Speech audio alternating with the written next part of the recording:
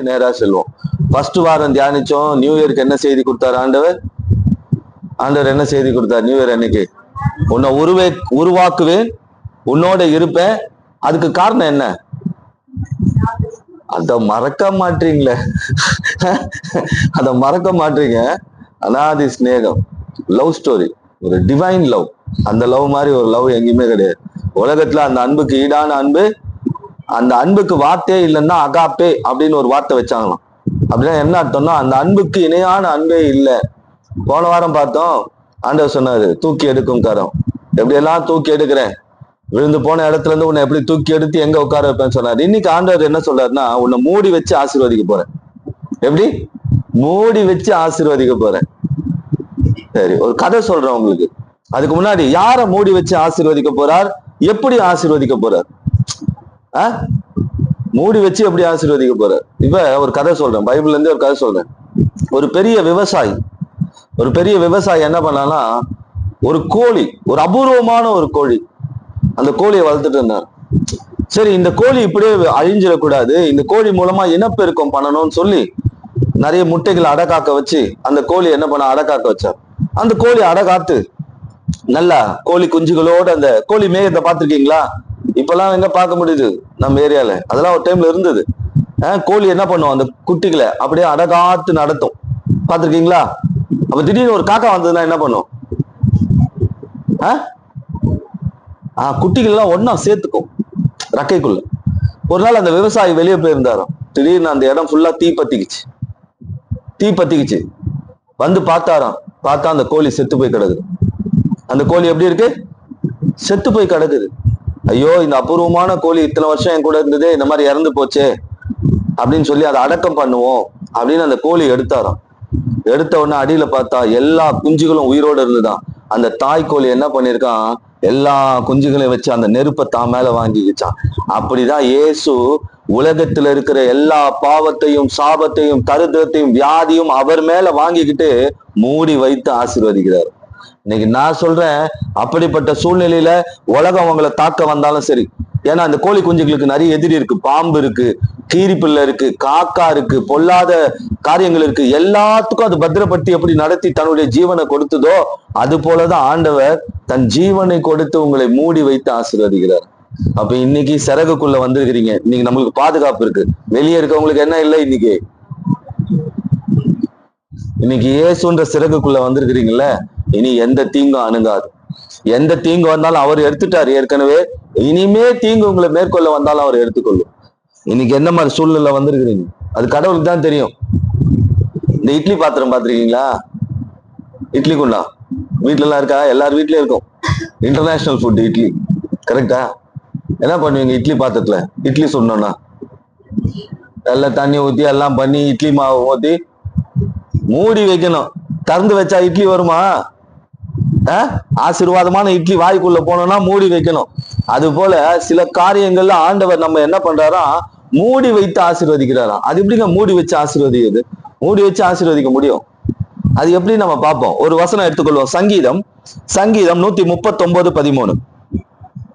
சங்கீதம் 139:13.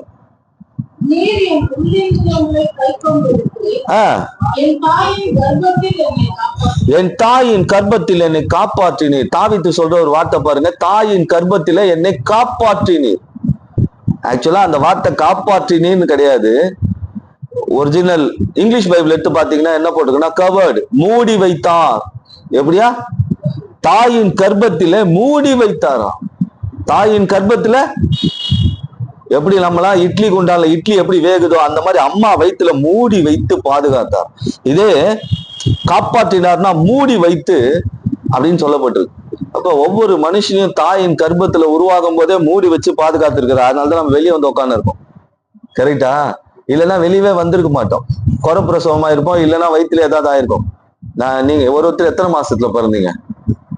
எல்லா குழந்தை எத்தனை மாசத்துல பிறக்கும்? 10, 15, 9, 10. நீங்களாம் அப்படித்தானே பிறந்திருப்பீங்க, எல்லாரும் அப்படித்தானே.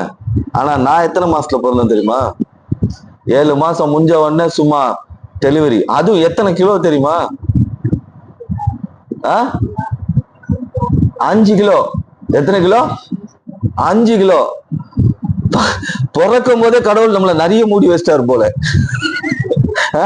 கடவுள் என்ன பிறக்கும் போது என்ன பண்ணிட்டு இருக்காரு? நிறைய மூடிட்டு இருக்காரு போல. ஏன்னா ஒரு விசித்திரமான பிறப்பு தான் இல்ல. சொல்ல போனா எல்லாம் யாருக்கிட்ட சொன்னாலும் எப்படி சாத்தியம்? அதான் சாத்தியம். சும்மா ஹாஸ்பிட்டலுக்கு செக்அப் போனவங்க வீட்டுக்கு வரும்போது குழந்தையோட வந்துட்டாங்க. என்னடா இது அப்நார்மல், ஒரு விசித்திர குழந்தை. அதெல்லாம் எல்லாமே எனக்கு கொஞ்சம் அப்நார்மலா இருக்கு. பிளட் குரூப் ரொம்ப ரேர், ரூட் கேனல் 2 போன் டென்சிட்டிலாம் உங்க பையனுக்கும் உங்களுக்கும் ஒரே மாதிரி இருக்கும் போல இருக்குங்கன்ற டாக்டர். அந்த அளவுக்கு கடவுள் அன்னைக்கே என்ன மூடி வச்சுட்டாரு. எதுக்குன்னா உன்னை கொண்டு மற்றவங்களை ஆசீர்வதிக்கணும் அப்படின்றதுக்கா. இப்ப பாருங்க, இந்த தாவீது சொல்ற ஒரு வார்த்தை, தாயின் கர்ப்பத்துல மூடி வச்சாராம். மூடி வச்சதுனாலதான் தாவீது ஆசீர்வதிச்சாரு. தாவீது சாதாரண ஆடு மேய்க்கிற ஒரு ஆளு. ஆடு மேய்க்கிற ஒரு ஆளு, எல்லாராலையும் ஒதுக்கப்பட்டவன். அந்த ஒதுக்கப்பட்ட ஒரு மனுஷனை மூடி வச்சாராம். ஏன் தெரியுமா? ராஜாவாக்கணும்னு. இன்னைக்கு உங்களை மூடி வைக்கிறாருன்னா, உங்களை இப்ப இருக்கிற ஸ்தானத்தை பார்க்காதீங்க. இன்னைக்கு நான் சாதாரணமா வந்திருக்கேன், இன்னைக்கு எல்லாரும் என்ன சாதாரணமா பாக்குறாங்க, என்ன எல்லாரும் இப்படிதான் நினைக்கிறாங்க, அப்படி நினைக்கவே நினைக்காதீங்க. உங்களை இன்னைக்கு மூடி வச்சிருக்கிறாருன்னா உங்களை ஆசீர்வாதத்துக்காக தான், உங்களை உயர்த்துவதற்காக தான். சரி, அப்ப இன்னைக்கு இதை தெரிஞ்சுப்போம். எதனால நம்மள மூடி வைக்க போறார்? எதினாலே நம்மள மூடி வைக்க போறார்? எதுல மூடி வச்சா நம்ம வாழ்க்கை நல்லா இருக்கும், நம்ம வாழ்க்கை ஆசீர்வாதமா இருக்கும்? அப்ப இன்னைக்கு ஒப்பு கொடுக்கணும், ஆண்டவரே நீங்க என்ன மூடி வைங்க.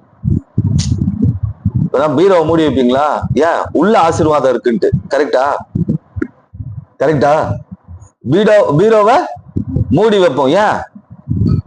வீட்டை மூடி வைக்கிறோம். ஏன்? வீட்டுக்குள்ள ஆசீர்வாதம் இருக்கு, எவனா வந்து எடுத்துன்னு போய்விடக்கூடாது, அதனால மூடி வைப்போம். அது போல சில காரியங்களை நம்மள மூடி வைக்கிறானா நம்மளையே ஆசீர்வாதமா மாற்றும்படி. இன்னைக்கு நீங்க வந்திருக்கிற நிலைமையை பார்க்காதீங்க. பாருங்க, 15 பேருக்கு மேல ஆப்சென்ட் இன்னைக்கு சர்ச்ல. 15 பேருக்கு மேல ஃபுல்லா உட்கார வேண்டிய ஆப்சென்ட். பாவம், இவங்க எல்லாம் வீட்டுக்குள்ளேயே அவங்களே மூடி உட்கார்ந்துருக்காங்க போல. அப்படி இருந்தா அப்படி கடவுள் ஆசீர்வதிப்பார். வீட்டை மூட்டு சர்ச்சுக்கு வந்தாதான் கர்த்தர் ஆசீர்வதி. வீட்டை மூட்டு எங்க வந்திருந்தோம்? சர்ச்சுக்கு வந்திருந்தோம். வீட்டை மூட்டு நம்ம சபைக்கு வரும்போது கடவுள் நம்மள என்ன பண்றாரா? ஆசீர்வதிக்கிறவரா இருக்கிறார். அப்ப கடவுள் நம்ம என்ன பண்றாரு? மூடி வைத்து ஆசீர்வதிக்கிறார். சரி, எதனால மூடி வைக்கிறார்? இப்ப நம்மள எதனால கடவுள் மூடி வைக்கிறார்? நம்ம என்ன பண்ண போறோம்? கொஞ்சம் தியானம் பண்ண போறோம். சரி, எடுத்துக்கொள்ளும். யாத்ராகமத்தின் புத்தகம் 12ஆம் அதிகாரம். எதற்குள்ள நாம இருக்கணும்? இதை விட்டு வெளியே வந்துட்டோம்னாவே பிரச்சனை தான். எப்படி? இதுக்குள்ள நம்ம வெளியே வந்துட்டோம்னாவே பிரச்சனை தான். எடுத்துக்கொள்வோம். யாத்ராகமத்தின் புத்தகம் 12ஆம் அதிகாரம் 13வது வசனம். யாத்ராகமம் 12ஆம் அதிகாரம். நீங்கள் இருக்கும் வீடுகளில்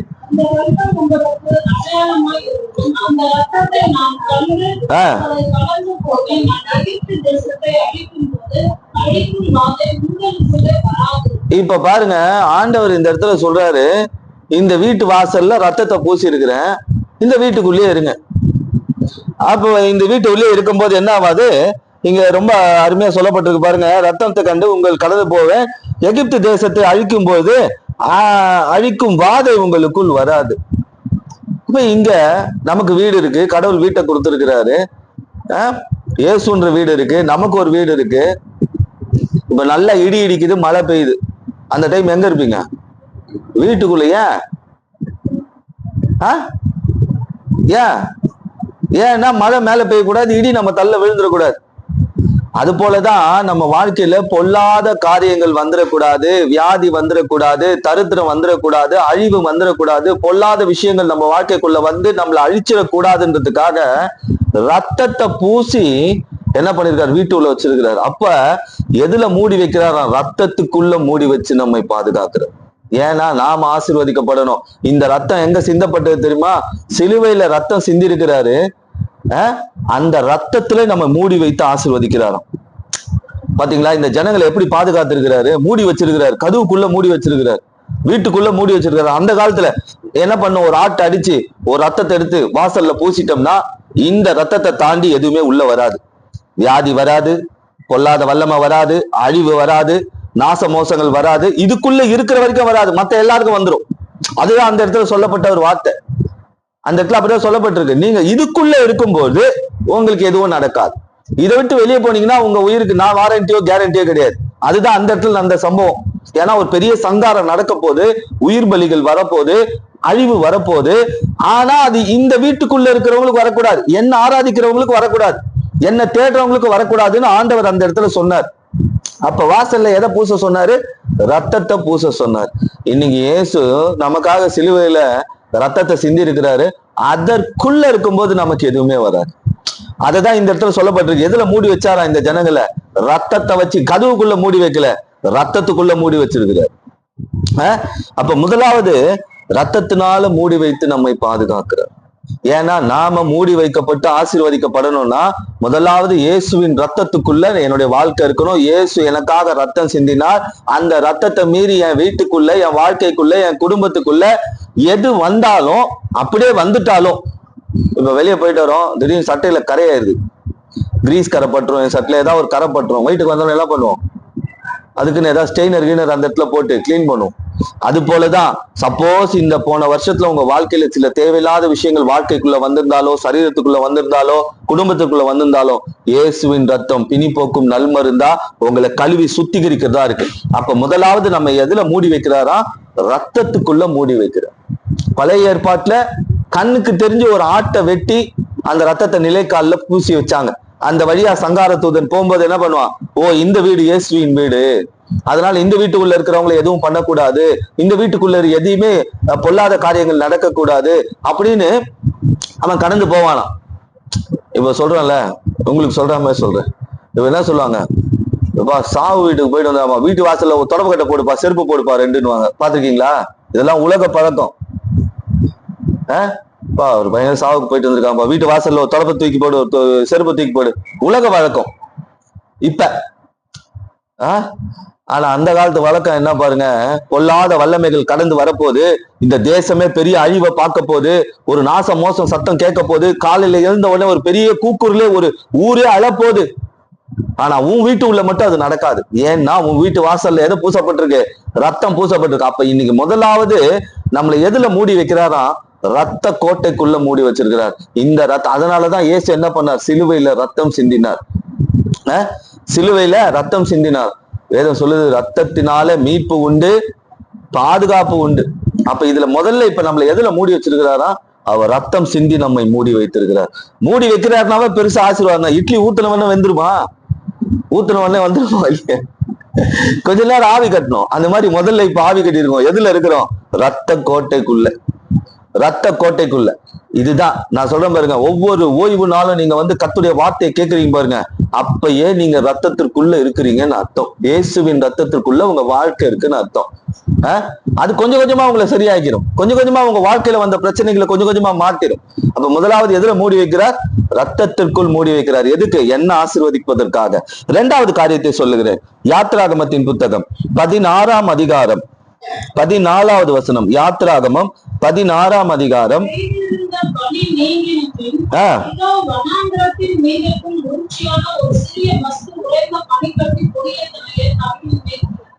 அடுத்தது, இஸ்ரவேல் புத்திரர் அதை கண்டு அது இன்னது என்று அறியாது என்று ஒருவரை ஒருவர் பார்த்து இது என்னது என்றார்கள். அப்போது மோசே அவர்கள் நோக்கி, இது கர்த்தர் உங்களுக்காக புசிக்க கொடுத்த அப்போ. இஸ்ரவேல் மக்களுக்கு சாப்பாடு பசிக்குது. சமைச்சு சாப்பிட்டோம்னா கொஞ்சம் தூரம் தான் நடக்க முடியும். நம்ம சாப்பிடுற சாப்பாட்டுல என்ன இருக்கு? வனாந்திரத்துல என்ன கிடைக்கும்? ஏதோ ஒண்ணு சப்பாத்தி கப்பாத்தி சுட்டு சாப்பிடுறாங்கன்னு வச்சுக்கோங்களேன், ஒரு 5 கிலோமீட்டர் நடக்கலாம். அதுக்கப்புறம் திருப்பி பசிக்கும். கடவுள் ஒரு திட்டம் போட்டார், இதை கொடுத்தோம்னா இவன் 5 கிலோமீட்டர் தான் நடப்பான். நாம வானத்துல இருந்தே சமைச்சு மண்ணான்ற ஒரு சாப்பாடை கொடுத்துட்டோம்னா அது சின்ன சின்னதா தான் இருக்கும். ஆனா அதை சாப்பிட்டுட்டானா குறைஞ்சபட்சம் 100 கிலோமீட்டர் நடப்பான். இப்ப சாதாரணமா ஜிம்முக்கு போய் எக்ஸசைஸ் பண்ணுங்க, லைட்டா 10 தான் செய்ய முடியும். அங்க ஏதோ ஒரு பவுடர் ஒன்று வச்சிருக்கான். என்ன பவுடர்? வே புரோட்டீனா? வே புரோட்டீன் ஏதோ ஒரு பவுடர் வச்சிருக்கான். இன்னும் புரோட்டீனும் அதை ஒரு டம்ளர்ல போட்டு களை குச்சி பாருங்க, 10 டம்பிள்ஸ் எடுக்கிறவன் 100 எடுப்பான். அது போலதான் இங்க மண்ணான்ற ஒரு உணவை வானத்துல குக் பண்ணி, எப்படி மேலேயே லட்சக்கணக்கான பேருக்கு சமைக்கணும்னா எவ்வளவு கஷ்டம். நம்மளால 50 பேருக்கு சமைக்க முடியல ஞாயிற்றுக்கிழமை. லட்சக்கணக்கான பேருக்கு டிஃபன் காலையில அது வானத்துல இருந்து வரும். காலையில வானத்துல இருந்து மேல தேவ தூதர்கள் போடுவாங்க. நம்ம என்ன பண்ணோம்? டெய்லி காலைல கொஞ்சம் எடுத்துக்கணும். அளவு இருக்கு, சாப்பிடுற அளவுக்கு எவ்வளவு வேணா மூட்டை கட்டிக்கலாம். எப்படி எவ்வளவு முடியுமோ தின்னுக்கலாம். 8 10 இல்ல 50 100 கூட சாப்பிட்டுக்கலாம். ஆனா மறுநாளுக்கு எடுத்து வைக்க கூடாது. ஏன்னா காலையில ஃப்ரெஷ்ஷா வரும். கடவுளுடைய திட்டம் என்ன தெரியுமா? பாழா போன சாப்பிடக்கூடாது, மீந்து போன சாப்பிடக்கூடாது. கடவுளோட திட்டம் எப்படி இருக்கு பாருங்க. என் ஜனம் சுட சுடதான் சாப்பிடணும். நேற்று இட்லி சூடு பண்ணி நான் தரமாட்டேன், எடுத்து வச்சீங்கன்னா கெட்டுட்டோன்னு ஒரு கண்டிஷனை போட்டார். தேவதூதர்கள் சாப்பிடுற உணவு, இயேசு கையால் ஆசீர்வதித்த உணவை டெய்லி கொடுக்குறாரு. மன்னான்ற உணவை டெய்லி கொடுக்குறாருங்க. கொடுக்குறாரு டெய்லி. காலைல ஜனங்களுக்கு என்ன வேலை? டிஃபன் பாக்ஸ் எடுத்துன்னு போய் எல்லாத்தையும் பொறிக்க வேண்டியதான். பொறிக்க என்ன எவ்வளவு சாப்பிட முடியுமோ சாப்பிட்டு வச்சுக்கலாம். எடுத்து வச்சுன்னு கொஞ்சம் கொஞ்சம் சாப்பிடலாம், மறுநாள் வைக்கக்கூடாது. அதுதான் சட்டம். ஏன்னா கடவுளுடைய திட்டம் என்னன்னா, இன்னைக்குதான் மீதி பண்ணி சூடு பண்ணி நாளைக்கு கொடுக்குற, வீட்டுல கொடுக்குற கதெல்லாம் கிடையாது. சாம்பார் இதெல்லாம் சூடு பண்ணி கொடுப்பாங்களா? அப்படிலாம் இல்ல. கடவுளுடைய திட்டம் டெய்லி ஃப்ரெஷ்ஷா சமைச்சு நான் கொடுக்குறேன், சாப்பிடுங்க. அது தேவ தூதர்கள். அப்படி ஒரு மன்னான்ற ஒரு கண்டென்ட்டை மேல இருந்து அனுப்புறாரு. 16வது வசனம், கர்த்தர் கட்டளை இருக்கபடி என்னவென்றால், அவரவர் புசிக்கும் அளவுக்கு தக்கதாக அதில் எடுத்து சேர்க்க கடவீர்கள். உங்களுள் உள்ள ஆத்துமாக்களின் இலக்கத்தின்படி அவன் தன் கூடாரத்தில் இருக்கிறவர்களுக்கு தலைவனாக ஒரு குடும்பத்துக்கு ஒரு ஆள் போய் கூட மொத்தமா எடுத்துக்கலாம். என் குடும்பம் 10 பேர் இருக்காங்கப்பா, 10 பேருக்கு ஆளுக்கு 10 மண்ணா, அவள் தான் சாப்பிட முடியும். அப்படி எடுத்து வச்சுக்கலாம். அதையும் சொல்லிட்டாரு. 19வது வசனம்,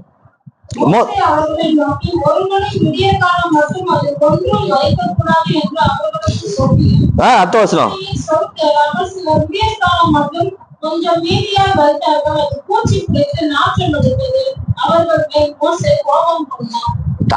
நாளைக்கு காலைல எப்படியும் ஃப்ரெஷ்ஷா சுட சுட மண்ணா வரப்போகுது. இவனுங்க என்ன பண்ணிருக்காங்க, சாப்பிடுறது இல்லாம கொஞ்சம் எடுத்து வச்சிட்டாங்க. கொஞ்சம் எடுத்து என்ன பண்றாங்க, ஒரு சிலர் இல்ல நிறைய பேர் என்ன பண்ணிட்டாங்க, நாளைக்கு எடுத்து வச்சுக்கலாம். நீங்க நம்ம யோசிக்கிறோம்ல, நாளைய தினத்தை குறித்து நாளைய தினம் கவலைப்படும். நாம தான் இன்னைக்கு கவலைப்பட்டுட்டு இருக்கோம். நாளைக்கு என்ன தெரியும்? இன்னைக்கு எத்தனை பேர் அந்த எண்ணத்துல இந்த செய்தி கேட்டுட்டு இருக்கீங்க? நாளைக்கு எனக்கு ஒரு காரியம் தேவை, என்ன செய்ய போறேன்னு தெரியல. நாளைக்கான காரியம் நாளைக்கு கட்டாயமா கிடைக்கும். ஆண்டவர் அதுதான் சொன்னாரு இங்க, நாளைக்கு உனக்கு என்ன தேவைன்னு எனக்கு தெரியும்பா, நீ எடுத்து வைக்காத. நீ எடுத்து வச்சுனா அது வேஸ்ட், நான் கொடுத்தா அது நிரந்தரும். இவங்க என்ன பண்ணிட்டாங்க, எடுத்து வச்சுட்டாங்க. வச்ச உடனே என்ன போச்சா, அது பூச்சி பிடித்து நாற்றம் எடுத்து அவர்கள் மேல் மோசே கோபம் கொண்டான். இந்த மண்ணாவை எடுத்து வச்சாங்க. ஒருத்தர் 2 பேர் இல்லைங்க, இப்ப 270 பிளாக் ஃபுல்லா இருக்குன்னு வச்சுக்கோங்க. அந்த லாஸ்ட்ல இருந்து இந்த லாஸ்ட் வரைக்கும் இன்னைக்கு குப்பையை இன்னைக்கே கொட்டிடணும். 3 நாளா குப்பை கொட்டாம அவன் தெருவுலயே வச்சுக்கிறான்னு வச்சுக்கோங்களேன். இந்த பிளாக்கே என்ன ஆகும், நாத்த அடிச்சிடும். அப்படி ஆயிப்போச்சு ஏரியாவே. என்ன ஆகி போச்சு. இன்னும் கோவம் வராதா? அதே இடத்துல தான் மோசே வேற இருக்கணும். இவனுங்க எடுத்து வச்சது இல்லாம ஏரியாவே நாத்தடிக்குது. இதான் சொல்றதை செய்யறது இல்லை. நான் கூட அடிக்கடி சொல்லுவேன் விசுவாச பிள்ளைங்களுக்கு, இதை கரெக்டா செய்யுங்க, இப்படி செய்யாதீங்க, இல்லைன்னா ரொம்ப கஷ்டமாயிருங்கன்னு. சொல்றதை செய்யலன்னா இப்படிதான் என்ன ஆயிடுச்சுங்க, நாத்த அடிக்கிற சூழ்நிலை வந்துருச்சு. எடுத்து வச்சுட்டாங்க. மோசே இப்ப என்ன பண்றதுன்னு தெரியல. ஏரியாவே நாத்தடிக்குது. 3-4 நாள் குப்பை எடுக்கலாம், என்ன ஆகும்? 270 பிளாக் என்ன ஆயிரும்? 3-4 நாள் டிரைனேஜ் எல்லாமே அடைச்சு போச்சு, என்ன ஆகும்? வீடே நாத்தடிச்சிடும். அந்த மாதிரி ஒரு ஏரியாவே நாத்தடிக்குது. மோசே யோசிக்கிறாரு என்ன பண்றது. சரி எடுத்துக்கொள்ளும். எபிரேயர் 9ஆம் அதிகாரம் 4வது வசனம். எபிரேயர் 9ஆம் அதிகாரம் 4வது வசனம். எபிரேயர் 9:4.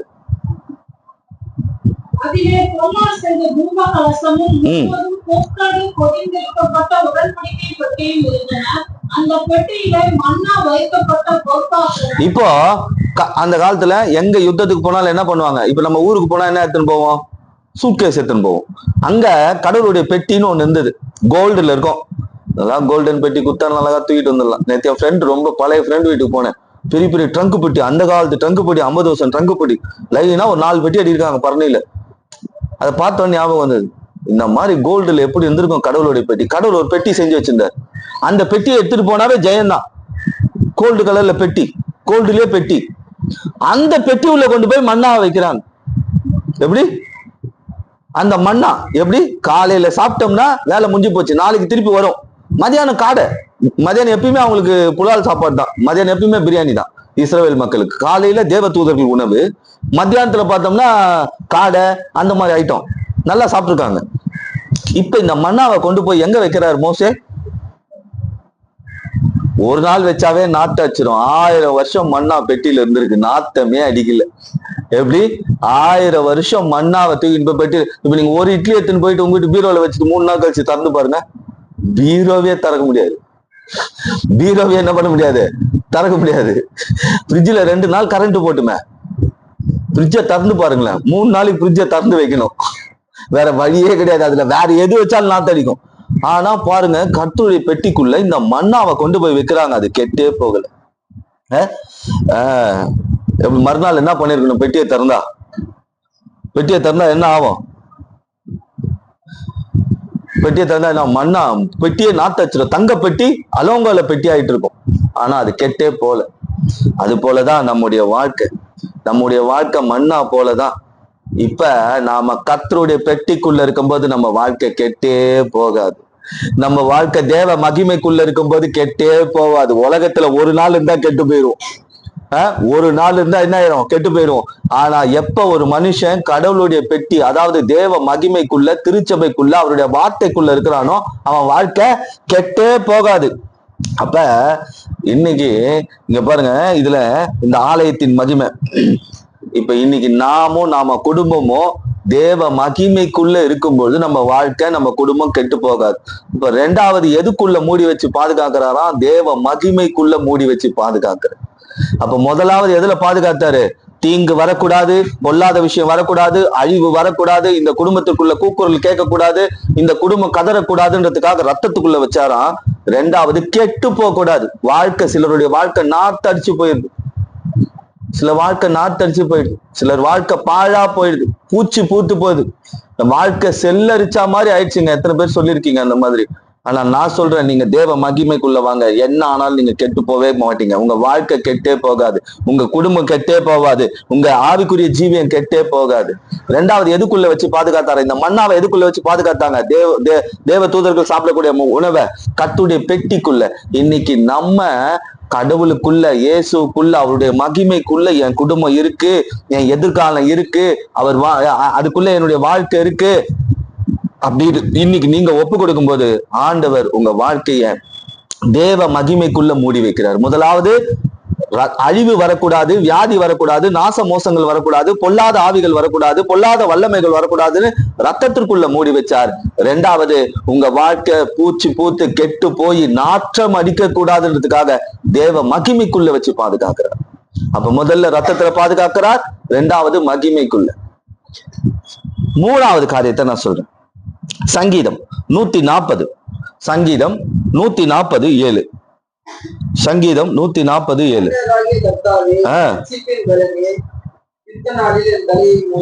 அடுத்தது பாருங்க, முதல்ல ரத்த கோட்டைக்குள்ள வச்சு மூடி பாதுகாத்தாராம். எதுக்கு? அழிவு வரக்கூடாது, வியாதி வரக்கூடாது, பொல்லாத வல்லமைகள் வரக்கூடாது, சங்காரம் வரக்கூடாது, கூக்குரல் வரக்கூடாது, இந்த ஜனங்களுக்கு இதெல்லாம் அனுபவிக்க கூடாது, ரத்தத்துக்குள்ள வச்சு பாதுகாத்தார். ரெண்டாவது வாழ்க்கை கெட்டு போக கூடாது, நாத்தமச்சு போக கூடாது, இவர்கள் அழிஞ்சு போக கூடாதுன்றதுக்காக தேவ மகிமைக்குள்ள வச்சு பாதுகாத்தவர் இப்ப தலையை பாதுகாக்கிறார். தலையை மூடி வைக்கிறாராம். நான் சொன்ன மூடி வைத்து ஆசீர்வதிக்கிறார்னு, அது கடைசியா வரேன். முதல்ல மூடி வைக்கணும்ல. இப்ப பாருங்க, தலையை மூடுறாராம். சொன்ன பாருங்க, என் தலையை மூடி நீர். சத்ருவுடைய எண்ணம் என்ன தெரியுமா? தலையை தாக்குறது தான் சத்ருவுடைய எண்ணம். என்ன நீங்க கூட பாத்தீங்களா? உடம்புல எவ்வளவு அடி வச்சாலும் பரவாயில்ல, கழுத்துல அடிபட்டுச்சுனாலோ இல்ல பிரெயின்ல ஏதாவது ஒண்ணு ஆயிடுச்சுனாலோ மனுஷன் என்ன ஆவான்? நிலை குலைஞ்சு போயிடுவான். அப்ப இந்த சத்ருவின் எண்ணம் என்ன? தலையை தாக்குவது. இயேசுவின் எண்ணம் என்ன? தலையை பாதுகாப்பது. இன்னைக்கு பசங்க எல்லாம் எப்படி கூப்பிடுறாங்க? என்ன தலை? ஏன்னா அந்த தலை தான் நம்மளை பாதுகாக்க போகுதுன்னு பசங்க நினைக்கிறாங்க. ஆனா நான் சொல்றேன், அந்த தலை தான் நம்மள பாதுகாக்கிறாரு. அந்த தலை நம்ம தலையை பாதுகாக்கிறாரு. கரெக்டா? இந்த கலாச்சாரம்லாம் ரொம்ப நாளா இருக்கு. இந்த தலை கலாச்சாரம்லாம் இன்னும் எங்க காலத்திலேயே அந்த இதெல்லாம் இருந்தது. இதுதான் நம்ம ரூட்டு தலை, ஏரியா தலை, ஸ்ட்ரீட் தலை, அந்த மாதிரி. இந்த தலை லோக்கல்ல பாதுகாக்கும், அந்த தலை இன்டர்நேஷனல் லெவல்ல பாதுகாக்கும். கரெக்டா? இந்த தலை ஓகே, ஃப்ரெண்ட்ஷிப்ல இந்த இதுதான்பா தலை அப்படின்னு சொல்லு. அந்த தலை இருக்கு பாருங்க, நம்மள இன்டர்நேஷனல் லெவல்ல எங்க போனாலும் பாதுகாக்கும். நான் சொல்ல பாருங்க, சத்ருவின் நோக்கம் உங்க தலையை காலி பண்றதுன்னா இயேசுவின் நோக்கம் உங்க தலையை பாதுகாப்பது, மூடி வைப்பது. இப்ப இந்த இப்ப இருக்கிற படம்லாம் விடுங்க, கொஞ்சம் ஒரு இந்த ராஜா காலத்து படம்லாம் யாரு பார்த்திருக்கீங்க? ஜோதோ அக்பர் இந்த மாதிரி படம்லாம் பார்த்திருக்கீங்களா? அதெல்லாம் பார்த்திருக்கீங்களா? தலையில மட்டும் சும்மா சரியான வெயிட்டா ஒரு இது போட்டு அப்படியே சங்கிலிலாம் தொங்கும். இந்த நெஞ்சில ஒரு பித்தளையில போட்டிருப்பாங்க, கையில இதெல்லாம் போட்டிருப்பாங்க.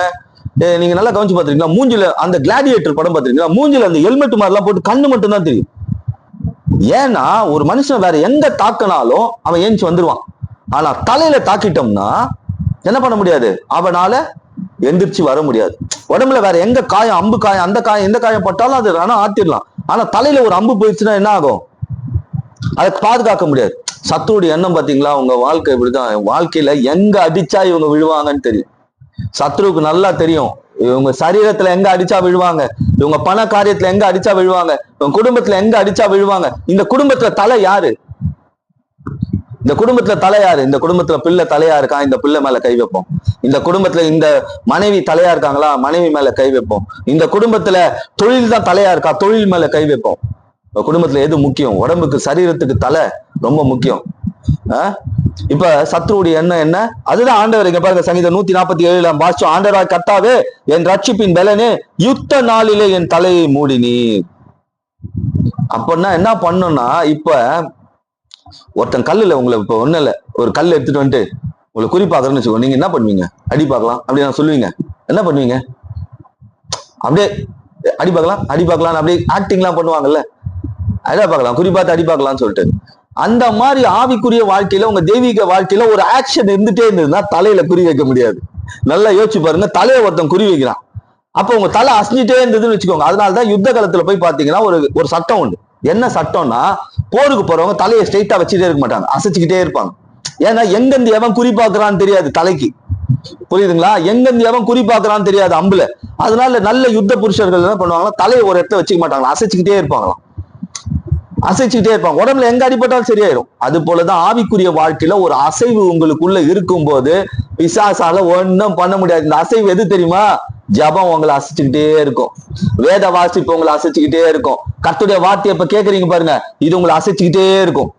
இது அசைச்சு இருக்கும் போது பிசாசால என்ன பண்ண முடியாது, உங்க தலையை குறி வைக்கவே முடியாது. குடும்பத்துல நீங்க ஒரு அசைவை உண்டு பண்ணுங்க, பிசாசு உங்க குடும்பத்துல இருக்கிற எல்லா காரியத்தை விட்டு ஓடியே போகும். சும்மா பிராக்டிக்கலா நான் சொல்றேன். யுத்தத்துல தலை அசைச்சிட்டே இருந்தா என்ன பண்ண முடியாது. கரெக்டா உண்டிகோல் வச்சு குறி பாக்குறான், கரெக்டா ஒரு குருவி உட்கார்ந்துட்டு இருந்தா தலையை குறிப்பா, அதே அந்த குருவி தலையை ஆட்டிக்கிட்டே இருந்ததுன்னா அடிக்க முடியாது. அது போலதான் நம்ம ஆவிக்குரிய வாழ்க்கையில ஜபம் உங்களை அசைச்சுக்கிட்டே இருக்கும், பிசாசால குறி வைக்க முடியாது. ஆராதனை உங்களை அசைச்சுக்கிட்டே இருக்கும், பிசாசால குறி வைக்க முடியாது. ஆனா அவ தலையை மூடி பாதுகாக்கிறாராம். அப்ப இந்த சத்ருவின் குறி எது? தலையா இருக்கு. உங்க வாழ்க்கையை அழிக்கிறதுக்கு எங்க கை வச்சா உங்க வாழ்க்கை அழியும்னு அவங்களுக்கு தெரியும். இப்போ ஒரு அசைவு இருக்கணும் அப்படின்னா வீட்டுல என்ன இருக்கணும்? ஜபம் இருக்கணும். இப்ப எப்படி தலை ஆட்டிக்கிட்டே இருக்கிறேன், இந்த மாதிரி ஆட்டிக்கிட்டே இருந்தா குறி தவறும், ஆடிக்கிட்டே இருந்தா குறி தவறும். நிலையா நின்ட்டோம்னு வச்சுக்கோங்க, உலகத்துல கட்டாயமா அவன் வீழ்த்திடுவான். இப்ப இந்த பாதுகாப்பு பாருங்க, தலையை அவர் எப்படி பாதுகாக்கிறாரு. இப்ப இந்த ரா டிபார்ட்மெண்ட், அதே போல எஸ்டிபி, இந்த மாதிரி டிபார்ட்மெண்ட்லாம் பார்த்திருக்கீங்களா? அவங்களுடைய ப்ரொடெக்ஷனே வேற மாதிரி இருக்கும். என்னதான் துப்பாக்கியில சொன்னாலும் குண்டு என்ன அது உள்ள போகாது. அந்த மாதிரி புல்லட் ப்ரூஃப்ஸ், அந்த மாதிரி. இப்ப ஆண்டவர் சொல்றாரு, புல்லட் ப்ரூஃப் ஹெல்மெட் கொடுத்துருக்காரா நமக்கு அவரே புல்லட் ப்ரூஃப் ஹெல்மெட் மாதிரி என் தலை விழாத அளவுக்கு. இன்னைக்கு நீங்க உங்க இருதயத்துல என் குடும்பத்துல இதை தாக்கனா இந்த குடும்பம் விழுந்துரும் அப்படின்னு நினைச்சிட்டு இருக்கானா, அதுக்கு ஒரு புல்லட் ப்ரூஃப் ஹெல்மெட் இயேசு கிறிஸ்து தான் இப்ப மூடி வைக்கிறாரு பாருங்க உங்க தலைய. ஹெல்மெட் போட்டு வண்டி ஓட்டுறோம், ஏன் ஹெல்மெட் போட்டு வண்டி ஓட்டுறோம்? கீழே ஒன்னாலும் தள்ள அடிபடக்கூடாது. அந்த மாதிரிதான் சில நேரத்துல நம்மளும் கீழே விழுவோம். நம்ம ஆவிக்குரிய வாழ்க்கையில சில நேரத்துல கீழே விழ வேண்டி இருக்கும். ஆனா கீழே விழுந்தால் அடிபடாதபடி உன் தலையை நான் பாதுகாத்துட்டு இருக்கேன்ப்பா, சத்ரு உன் தலை மேல கை வைக்காதபடி. ஏன் என் வண்டி ஓட்டும் போது உடம்புக்கெல்லாம் கவசம் போட்டு ஓட்டுங்கன்னு சொல்லல? ஏன் சொல்லலாம்ல ஹெல்மெட்டை மட்டும் போடுகடான்றான். கைக்கு இரும்பு ஸ்டீல்ல கிளவுஸ் போடு, கால் முட்டில இருந்து கீழே வரைக்கும் இரும்புல சீட்டு போடு, ஏன் சொல்லல? ஏன்னா தலை ரொம்ப முக்கியம். தலையில அடிபட்டா என்ன ஆகாது, சட்டுன்னு சரி ஆகாது. அது போலதான் பாருங்க, இன்னைக்கு ஆண்டவர் எதை மூடி வைக்கிறாரா? மூணாவது நம்ம தலை. உங்க குடும்பத்துல எது தலை? சிலருக்கு வேலை தலையா இருக்கு, சிலர் குடும்ப தலைவர்கள் தலைவிகள் தலையா இருக்காங்க, சிலருக்கு பிள்ளைகள் தலையா இருக்கிறாங்க, சிலருக்கு பிசினஸ் தலையா இருக்கு. நான் சொல்றேன், இனிமே அந்த தலை உங்க தலையை பாதுகாக்கும். அந்த தலை இந்த தலையை வைப்போம். எங்க தலை யாரு? இயேசுதான் எங்க தலை. என்ன தலை? இயேசுதான் எங்க தலை. இப்ப எதுல மூடி வைக்கிறாரா? தலைய மூடி வைக்கிறார். இது எதை காமிக்க தெரியுமா? உங்க மேல இருக்கிற அபிஷேகத்தை காமிக்க. இப்ப என் தலைமையில ஹெல்மெட் இருக்கா? இல்ல. என் தலைமையில ஆனா அபிஷேகம் இருக்கு. உங்க தலைமையில ஹெல்மெட் இருக்கா? இல்ல. ஆனா உங்க தலைமையில அபிஷேகம் இருக்கு. அதை தான் தலையை மூடி வைத்து பாதுகாக்கிறாராம். இப்ப முதலாவது நான் சொன்னேன், ரத்தத்திற்குள் மூடி வைத்து பாதுகாக்கிறார். ஏன்? உங்க வீட்டுக்குள்ள பொல்லாத வல்லமைகள் வரக்கூடாது, வியாதி வரக்கூடாது, கூக்குரல் வரக்கூடாது, அழிவு வரக்கூடாது, நாச மோசங்கள் வரக்கூடாது, சண்டை வரக்கூடாது, சச்சரவு வரக்கூடாது, மூடி வைத்து பாதுகாக்கிறார். ரெண்டாவது, உங்க வாழ்க்கை கெட்டு போக கூடாது, நாத்தாட்சி போக கூடாது, உங்க வாழ்க்கை அழிஞ்சு போக கூடாதுன்னு தேவ மகிமைக்குள்ள வச்சு பாதுகாக்கிறார், மூடி வைக்கிறார். மூன்றாவது பாருங்க, அபிஷேகத்துல மூடி வைக்கிறாராம். சங்கீதம் 23:5 வாசிங்க. சங்கீதம் 23:5. என் சத்துருக்களுக்கு முன்பாக நீர் எனக்கு ஒரு பந்தியை ஆயத்தப்படுத்தி என் தலையில் எண்ணெயால் அபிஷேகம் பண்ணது என் பாத்திரம் நிரம்பி வழியும். பாத்தீங்களா, தாவீது சத்ருவா பாக்குறான். என் யுத்தத்துக்கு முன்னாடி நிறைய சத்ருக்கள் இருக்காங்க, ஆனா என் தலை மேல என்ன இருக்கு? எண்ணெய் இருக்கு. என் தலை மேல ஒரு அபிஷேகம் இருக்கு. என் பாத்திரம் நிரம்பி வருது. அப்ப இன்னைக்கு மூணாவது எதுல மூடி வைக்கிறாரா? உங்க மேல இருக்கிற ஒரு அபிஷேகத்தினால மூடி வைக்கிறார். அபிஷேகம்னா என்னங்க? அபிஷேகம்னா என்னன்னா, நீங்க ஆராதனை ஆரம்பம் முதல் முடிவு வரை பாருங்க. ஆராதனை பண்றாங்க பாருங்க, அதுல ஒரு மெய்மறந்து ஒரு பாடலுக்குள்ள போய் நம்மள அப்படியே மெய்மறக்க வைக்கிறாங்க பாருங்க, அதுதான் அபிஷேகம். துதிக்கிறாங்க பாருங்க, அந்த துதி பண்ணும்போது ஆண்டவரை மகிமைப்படுத்துறாங்க பாருங்க, அது ஒரு அபிஷேகம். காணிக்கை பாடல் பாடுறாங்க பாருங்க, அதை தன்னுடைய இருதயத்திலிருந்து எடுத்து பாடுறாங்க பாருங்க, அதுதான் அபிஷேகம். இவ்வளவு நேரம் உட்காந்து இதை பொறுமையா கேக்குறீங்க பாத்தீங்களா, இதுதான் உங்க மேல இருக்கிற அபிஷேகம். இந்த அபிஷேகமே உங்கள் வாழ்க்கையை மூடி வைத்து பாதுகாக்கும். இப்ப முதலாவது ரத்தத்திற்குள் மூடி வைத்து பாதுகாக்கிறார். இரண்டாவது தேவ மகிமைக்குள் மூடி வைத்து பாதுகாக்கிறார். மூன்றாவது எதை பாதுகாக்கிறாரா? தலையில அபிஷேகத்தினால தலையை பாதுகாக்க. நாலாவது காரியத்தை சொல்றேன். இப்ப இதெல்லாம் மூடி வச்சாதாங்க ஆசீர்வாதம். மூடி வைக்காம நான் இதை சொன்ன பாருங்க, என்னன்னா இந்த பாஸ்டர் இப்பெல்லாம் பேசுற ஒருத்தர் கேட்டாப்புல, என்ன பாஸ்டர் இன்னும் தண்டையார்பேட்டை லாங்குவேஜ் எல்லாம் வதியோ? எங்க பாணி தண்டையார்பேட்டை தான், எங்க அப்பாவோட ஃபேமிலிலாம் என்ன தண்டையார்பேட்டை லாங்குவேஜ் எல்லாம் பேசுறீங்க சர்ச்சில்? எப்பா அதாகப்பட்டது தேவ மகிமையானது இந்த இடத்தில், அதெல்லாம் எனக்கு வராது. எனக்கு என்ன பேச வரும்? இப்படிதான் பேச வரும். அதனாலதான் சொல்றேன், இட்லி குண்டான்ல இட்லியை ஊத்தி வச்சுட்டோம், அது வெந்து நல்லா புசு புசுன்னு வர வரைக்கும் காத்திருக்கணும். அப்படிதான் இங்க இட்லி குண்டான்ல என்ன பண்றோம்? தட்டு வைக்கிறோம், தண்ணி ஊத்துறோம், அடுப்பு பத்த வைக்கிறோம், அதுக்கப்புறம் என்ன பண்றோம்? மூடி வைக்கிறோம். மூடி வச்சுட்டோம். இப்ப ஒன்னொன்னா சொல்லிட்டு வரேன். ரத்தத்திற்குள்ள மூடி வைத்தார், தேவ மகிமைக்குள்ள மூடி வைத்தார், அடுத்தது அபிஷேகத்துல மூடி வச்சார். ஏன்னா நான் நல்லா வெந்து வரணும், புசு புசுன்னு. கல் இட்லியா மாற்றக்கூடாது, புசு புசுன்னு ஆசீர்வாதமா வெளியே வரணும். இப்ப நாலாவது காரியத்தை சொல்றேன். எசேக்கியேல் 16ஆம் அதிகாரம் 7-8 வசனங்களை வாசிப்போம். எசேக்கியேல் 16ஆம் அதிகாரம் 7-8 வசனங்களை வாசிப்போம்.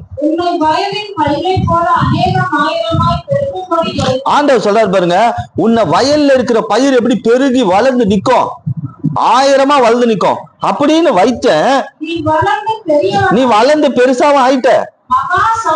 இது எல்லாம் நான் தான் பண்ணேன். உன்னை கொண்டு வரும்போது வறட்சியா இருந்த உன்னை வயலின், அதாவது நீ ஒன்னத்துக்கும் உதவாத ஆளா இருந்த உன்னை கொண்டு வந்து சபையில நாட்டி உன்னை வளர செய்து உனக்கு தண்ணி ஊத்தி உன்னை பாதுகாத்து பறவைகள் எடுத்துட்டு போகாதபடிக்கு அநேகம் 1000 பெருக வச்ச. நீயே நல்லா வளர்ந்துட்ட, டெவலப் ஆயிட்ட. உன் வாழ்க்கையில எல்லாம் எழும்ப ஆரம்பிச்சிருச்சு, ஆசீர்வாதங்கள் எழும்ப ஆரம்பிச்சிருச்சு, எல்லாம் எழும்ப ஆரம்பிச்சிருச்சு. முடி எப்படி வளர்ந்தது அது போல நீயே வளர்ந்துட்ட. சபையில வந்து வார்த்தையில எல்லாம் கேட்ட வளர்ந்துட்ட. ஓகே, ஐயோ இப்ப எல்லாத்தையும் கேட்டு இப்ப எப்படி இருக்கிறன்னா நிர்வாணமா இருக்கிற. இப்ப ரோட்ல எல்லாம் போய் இந்த புத்தி தெரியாதவங்க எல்லாம் பாக்குறோம்ல, எவ்வளவு பேர் நிர்வாணமா எப்படி இருக்கிறாங்க, அப்படி கிடக்குற. இப்போ எந்த இடத்துல வளர்ந்தியோ, எந்த இடத்துல கர்த்தர் உன்னை ஆசீர்வதிச்சாரோ, எந்த இடத்துல உன்னை நான் உயர்த்தி வச்சனோ, மயிர் வளர்றது எப்படி தெரியாதோ அது போல உன்னை வளர்த்தணும். ஆனா இப்ப உன் வாழ்க்கை எப்படி இருக்கு? நிர்வாணமா இருக்கு, ஒண்ணும் இல்லாத இருக்கு. அடுத்த வசனம், இப்பயும் நான் உன் பக்கத்துல வந்து பாக்குறேன்பா, உன்னை நான் தான் உருவாக்குனேன், உன்னை நான் தான் ஆசீர்வதிச்சேன், உன்னை நான் தான் இப்படி கொண்டு வந்தேன். ஆனா நீ உலக வழியில போய் இயேசுவை விட்டு பின்ன போய் இப்ப எல்லாத்தையும் இழந்து நிக்கிற. இப்பயும் நான் வந்து உன்னை பாக்குறேன். என்ன பாக்குறேன்? உன்னை அழுகே கடந்து போன போது உன்னை பார்த்தேன்பா. நீ நிர்வாணியா இருக்கிறத நான் பார்த்தேன், நீ ஆசீர்வாதமா இருக்கிறதையும் நான் பார்த்தேன். அதுக்கு நான் தான் காரணம். ஆனா இப்போ நான் நிர்வாணமானதுக்கு நான் காரணம் இல்லை. ஆனா உன் நிர்வாணத்தை நான் பாக்குறேன். எல்லாத்தையும் இழந்து நிற்கிறது தான் நிர்வாணம். இன்னைக்கு எத்தனை பேர் வாழ்க்கையில எல்லாத்தையும் இழந்துட்டு நிக்கிறீங்க? ஒரு நேரத்துல ஐஸ்வர்யமா இருந்தா அந்த போச்சு, ஒரு நேரத்துல நல்ல ஆரோக்கியமா இருந்தேன் போச்சு, ஒரு நேரத்துல நிறைய மனிதர்கள் இருந்தாங்க போனாங்க. இதெல்லாம் நியாயத்துக்கு போனா பரவாயில்ல, நான் தவறான வழியில போயிருந்தேன்னு வச்சுக்கோங்களேன், அது வேற. அப்படிதான் இந்த நிலவரம். பாருங்க, நான் உன் அருகே கடந்து போய் உன்னை பார்த்தேன், இதோ உன் காலம் பருவ காலமா இருந்தது. அப்பொழுது உன் வஸ்திரத்தை உன்மேல் விரித்து உன் நிர்வாணத்தை மூடி உனக்கு ஆணையிட்டு கொடுத்து உன்னோட உடன்படிக்கை பண்ணினேன் என்று கர்த்தராகிய ஆண்டவர் சொல்லுகிறார். இவ்விதமாய் நீ என்னுடையவளான. நிர்வாணம் ஆயிட்ட, ஒண்ணும் இல்லாத போயிட்ட.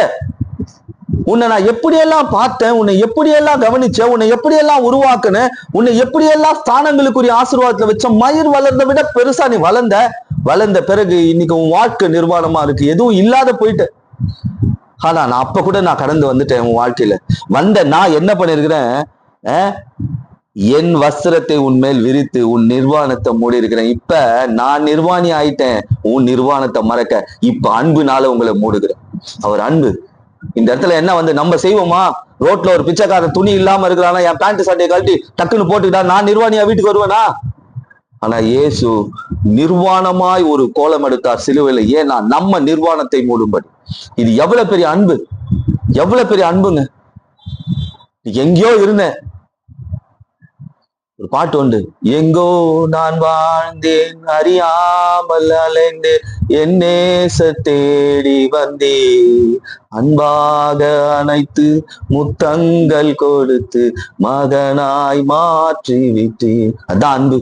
இப்ப எதுல மூடி இருக்கிறாரா? அன்புல மூடி இருக்கிறேன்ப்பா. நான் கொடுத்தது வஸ்திரம் இல்ல, நான் கொடுத்தது அன்பு. உன் நிர்வாணத்தை மூட நான் என்ன இப்ப எதுல உன்னை மூடி வச்சிருக்கிறேன்? என் அன்புல மூடி வச்சிருக்கேன். என்ன மாதிரியான அன்புங்க. இப்படி பாருங்க, நம்ம அப்படி செய்ய முடியுமா?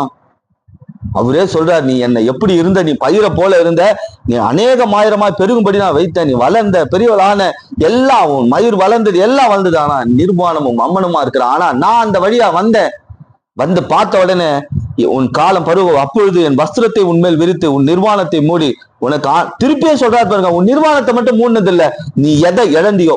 நான் இன்னைக்கு சொல்றேன் தரிசனமா, உங்க வாழ்க்கையில சில காரியங்களை இழந்து நான் சபையில வந்து உட்காந்துருக்கேன். சில தவறுகளுக்கு நான் தான் காரணம். பரவாயில்ல, ஆண்டவர்களை நீங்க ஒப்பு கொடுக்கும் போது ஆண்டவர் அன்பினால மூடி மறுபடியும் உங்களை அந்த ஸ்தானத்தில் ஆசீர்வதிப்பார்.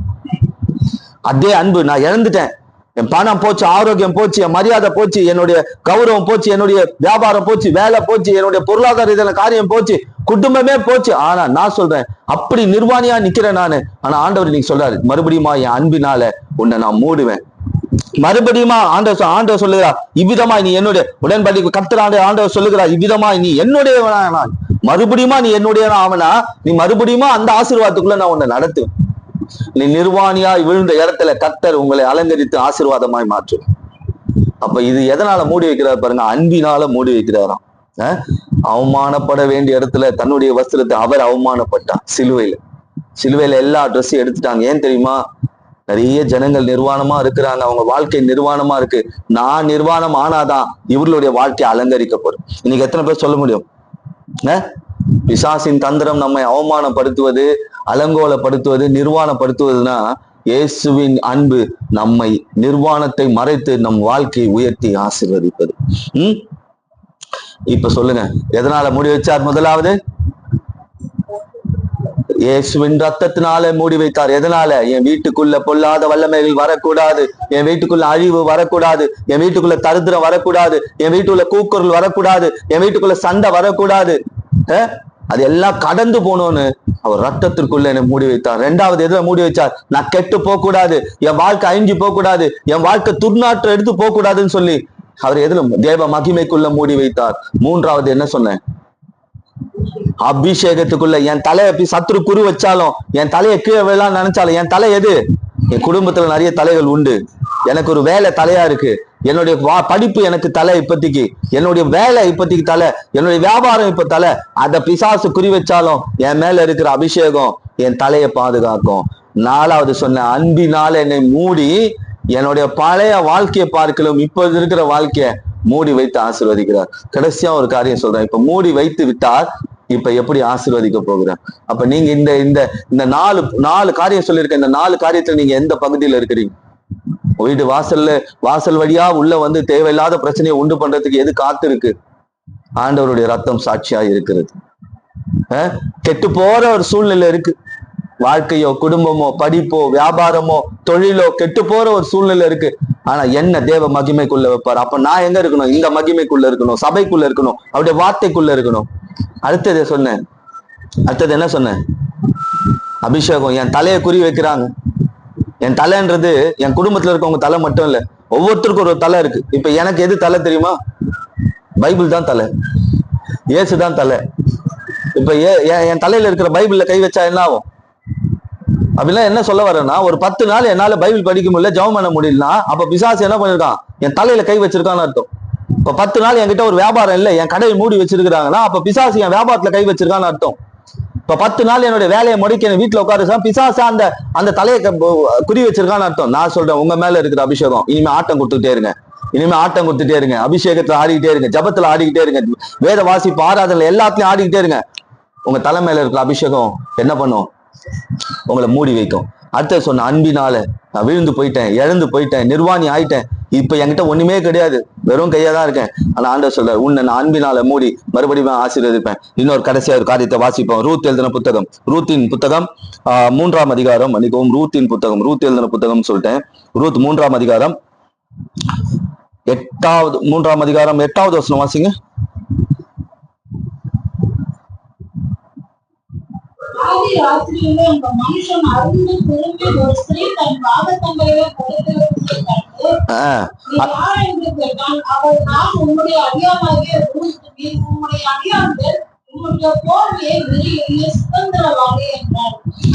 அடுத்தது 10வது வசனம். அவன், மகளே, நீ கர்த்தரால் ஆசீர்வதிக்கப்படுவாயாக. நீ தரித்திரரும் ஐஸ்வர்யவான்களுமான வாலிபர்களின் பிறகே போகாதென்றால் உன் முந்தின நற்குணத்தை பார்க்கும் உன் பிந்தின நற்குணம் உத்தமமாய் இருக்கிறது. இந்த ரூத் யாருன்னா, அதை பத்தி நிறைய பேசியிருக்கு, இருந்தாலும் சிம்பிளா சொல்றேன். வாழ்க்கையை இழந்தவள், ஆஸ்தியை இழந்தவள், அந்தஸ்தை இழந்தவள், உறவை இழந்தவள், சொந்த தேசத்தை இழந்தவள். இப்ப சாப்பாட்டுக்கு வழி இல்லாம ஒரு இடத்துல நிக்கிறா. அடுத்து வேலையில இந்த போவாசுடைய நிலத்துல ஏதாவது அவங்க அந்த நெல்லெல்லாம் அந்த கோதுமையெல்லாம் அடிச்சு எடுத்துட்டு போற பிறகு ஏதாவது கொஞ்சம் கீழே இருக்கும் பாருங்க, அதை பொறுக்கி எடுத்து கஞ்சி காய்ச்சி குடிச்சாதான் உண்டு வாழ்க்கை. அப்படிப்பட்ட ஒரு ரூத் அந்த போவாஸ்னா உறவின் முறை ரட்சகர்னு அர்த்தம். இயேசுக்கு நமக்கு என்ன உறவு இருக்கு? அந்த உறவின் முறை ரட்சகர். இயேசுக்கு ஒரு சாயர் எங்க போய் இருக்கிறா? கால்ல போய் படுத்துட்டு, உங்க போர்வையை என் மேல போட்டு விடுங்கன்ற. அதுக்கு இவர் கொடுத்த வார்த்தை, நீ கர்த்தரால் ஆசீர்வதிக்கப்படுவாயாக. பாருங்க, இப்ப எதனால மூடுறாராம்? இந்த போர்வை என்பது ஆசீர்வாதத்தை காண்பிக்கிறது. இந்த போர்வை என்பது எதை காமிக்குது? ஆசீர்வாதத்தை காமிக்குது. ரூத்தே, இதுவரைக்கும் உன் மேல ஒரு காரியம் இருந்தது. என்ன? இழப்புன்ற காரியம் இருந்தது, போத்திட்டு இருந்தது. இது வரைக்கும் நீ தள்ளப்பட்டவள் என்ற ஒரு காரியம் உன்னை போத்திட்டு இருந்தது. இது வரைக்கும் உன்னுடைய நஷ்டம் எனும் காரியம் உன் மேல போத்திட்டு இருந்தது. இனிமே என்னுடைய ஆசீர்வாதத்தினால நான் உன்னை போற்ற போறேன், மூட போறேன். மூடனா பாருங்க, இந்த ரூத்துடைய வாழ்க்கை எந்த இடத்துல பிச்சை எடுத்தாலோ, எந்த இடத்துல கிடைக்கிறத பொறுக்கி சாப்பிட்டாலோ, எந்த இடத்துல பரதேசியா சுட்டி திரிந்தாலோ, அதே இடத்துல மறுநாள் காலையிலே ரூத் ஒரு பெரிய ஸ்தானத்திற்குரிய ஆசீர்வாதமா மாறிட்டா. இந்த போவாஸ் யாரு? மிகப்பெரிய செல்வந்தன், ஒரு பெரிய லேண்ட் ஓனர். லேண்ட் ஓனர்னா எப்படி சொல்லலாம்? இப்ப மணலி புதுநகர் ஃபுல்லா இருக்கிற லேண்ட் எல்லாம் வந்துதான், விவசாயம் தான். அப்படிப்பட்டவனோட ஆண்டவர் கொண்டு போய் என்ன பண்ணார்? ஒரு வாழ்க்கையை உண்டு பண்ணார்.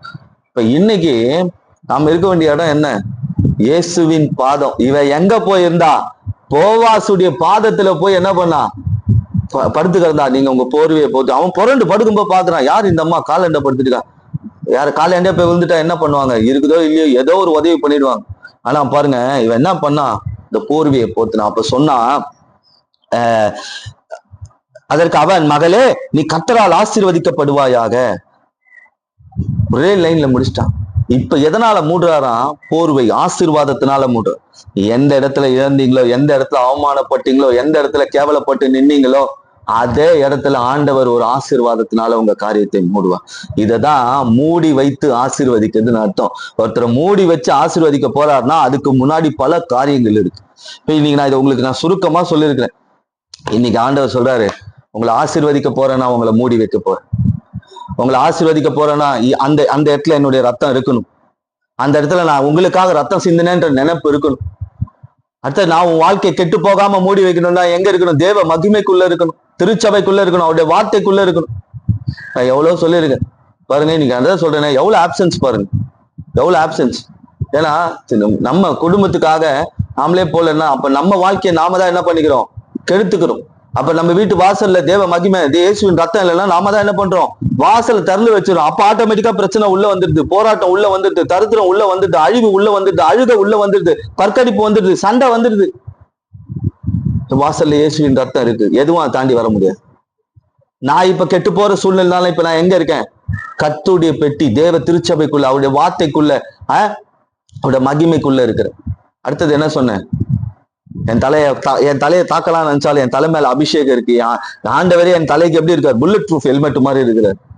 அடுத்து சொன்ன அவர் அன்பினால என்னை மூடி வைத்து என்னுடைய பழைய வாழ்க்கை எப்படி ஆசீர்வாதமா இருந்ததோ, நான் இப்ப நிர்வாணியா தான் வந்திருக்கிறேன், ஒண்ணும் இல்லாததான் வந்திருக்கேன். நிர்வாணினா என்ன அர்த்தம்? ஒண்ணுமே கிடையாது, இன்னைக்கு செத்தா கூட எடுத்து போறதுக்கு வழி கிடையாது.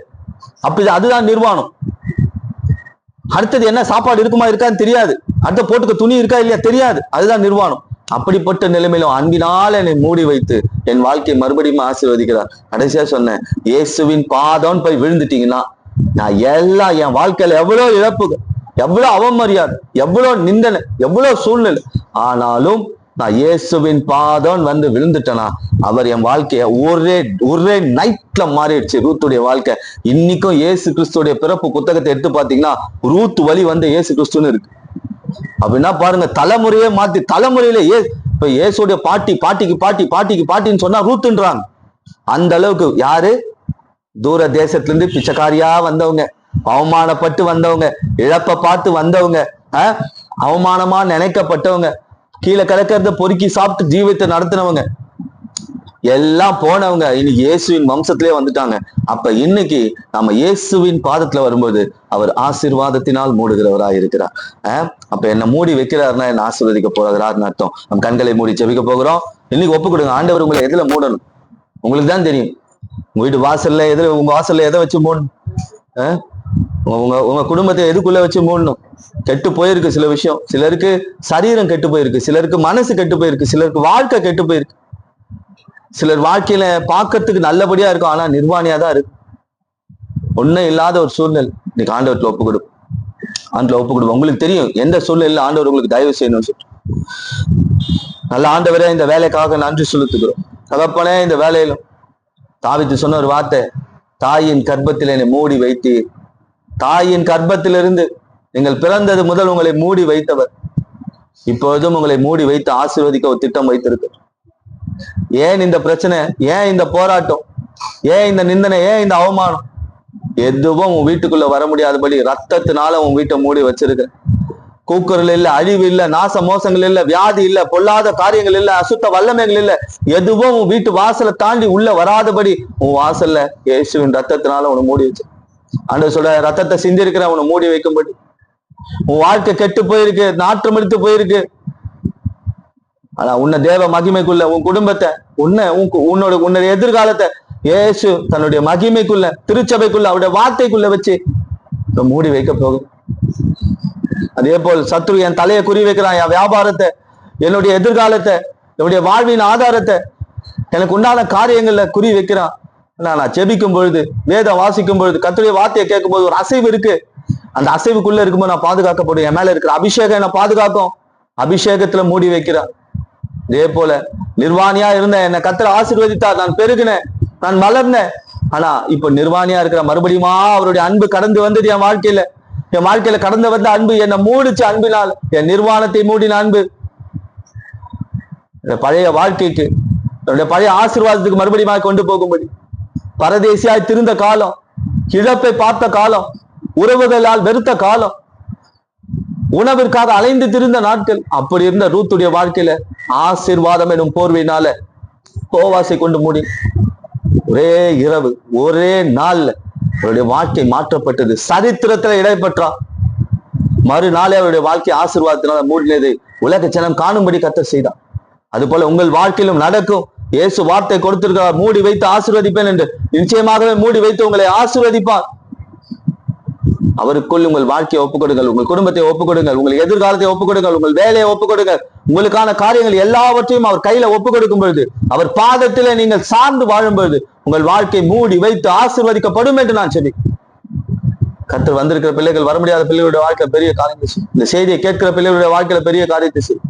மூடி வைத்து என்னை ஆசீர்வதிக்கிறார் நம்பிக்கை ஒவ்வொரு பிள்ளைகளுடைய வாழ்க்கையில உண்டாகட்டும். கர்த்தர் பெரிய காரியங்களை செய்கிறார். இயேசுவின் நாமத்தினால் ஜெபித்து பிள்ளைகளை ஆசீர்வதிக்கிறோம் பிதாவே. என் ஆத்துமாவே